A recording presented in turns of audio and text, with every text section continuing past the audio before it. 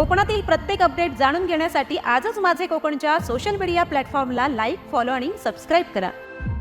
राजापूर तालुक्यात जीवन प्राधिकरण मिशन अंतर्गत सुरू असलेल्या पाईपलाईनच्या कामामुळे ग्रामस्थांमध्ये तीव्र संताप व्यक्त होतोय। बाहेरील ठेकेदारांकडून नियमांचं सर्रास उल्लंघन करत चक्क भर रस्त्यात खोदकाम केले जात आहे। पांगरे, ससाळे, सोलिये आणि तुळसवडे या परिसरात या कामामुळे रस्त्यांची मोठी दुरावस्था झाली असून अनेक शेतकऱ्यांच्या जमिनींचे गंभीर नुकसान होते। जिल्हा परिषदेने गटारातून पाईपलाईन टाकण्याची परवानगी दिली असताना अधिकारी आणि ठेकेदारांच्या अर्थपूर्ण संगनमतानं मुख्य रस्ताच खोदला जात असल्याचा आरोप होतोय। स्थानिकांनी यावर विचारणा केल्यास त्यांना लोकप्रतिनिधींच्या नावानं धमकावलं जात आहे। यापूर्वी याच खोदकामामुळे एसटी बस उलटण्याचे अपघात होऊनही प्रशासन अद्याप ढिम्म आहे। ठेकेदाराच्या या मनमानी कारभारामुळे सर्वसामान्य वाहनधारकांना मोठा त्रास सहन करावा लागत असून अपघातांचा धोका देखील वाढलाय। या संपूर्ण प्रकरणाची वरिष्ठ स्तरावरून सखोल चौकशी करून दोषींवर तात्काळ कारवाई करण्याची मागणी आता संतप्त ग्रामस्थांनी केली आहे।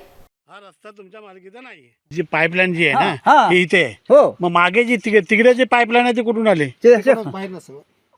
रस्त्यामध्ये आहे।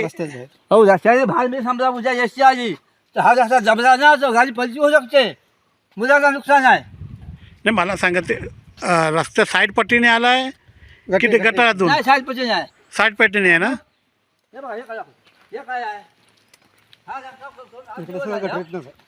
नाही गटारीचं असेल तर वरच्यावर दिसेल की? हा, दिसते ना, दाखवा मला ते। हा आता रस्ता 8 दिवस आले म्हणजे काल खोदला आहे। हम्म.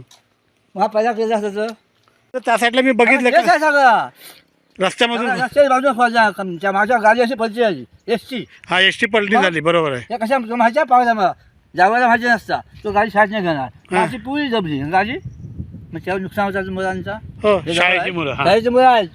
असं आहे साहेब, हा, शाळेची मुलं वगैरे असतात। भागा